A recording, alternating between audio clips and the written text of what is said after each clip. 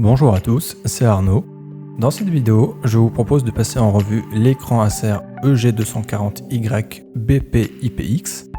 Nous allons voir ses caractéristiques techniques, les accessoires avec lesquels il est livré, puis nous tirons un petit bilan pour voir s'il s'agit ou non d'une bonne affaire. Au niveau des caractéristiques techniques tout d'abord, l'écran propose une diagonale de 23,8 pouces et la dalle est de type IPS. Les finitions sont anti-reflet, ce qui s'avère pratique dans les environnements lumineux. Le temps de réponse est de 2 millisecondes avec une fréquence de rafraîchissement allant jusqu'à 165 Hz par seconde. L'écran embarque la technologie AMD FreeSync Premium qui évite les déchirements durant les sessions de jeu intenses. Au niveau de la connectique, on retrouve une entrée DP 1.2 et une entrée HDMI 2.0. On retrouve aussi une sortie jack standard en taille 3,5 mm, pratique pour brancher un casque. L'écran est inclinable vers le haut avec une inclinaison de 15 degrés et vers le bas avec une inclinaison de 5 degrés. À l'arrière, on retrouve une fixation VESA en 100 par 100 mm. Nous allons maintenant nous intéresser au contenu du carton. On retrouve tout d'abord le moniteur LCD, un câble secteur avec son bloc d'alimentation, un câble HDMI à la norme 2.0 et un câble DP à la norme 1.2. Nous allons maintenant tirer un rapide bilan de cet écran en listant ses avantages ainsi que ses inconvénients. Pour cela, je me baserai sur ses caractéristiques techniques mais aussi sur mon expérience personnelle.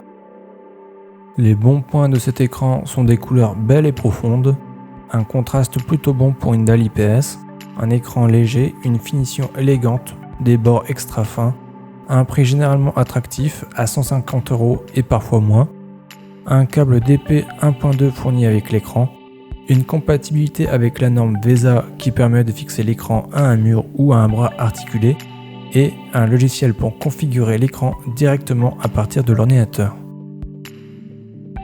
Concernant les mauvais points, on retiendra une constitution trop légère voire fragile, un pied qui n'est ni orientable ni réglable en hauteur, des boutons de réglage peu pratiques, une mauvaise stabilité liée au pied, une absence de port USB, ce qui aurait été pratique pour brancher un clavier, et une alimentation externe qui vient compliquer la gestion des câbles.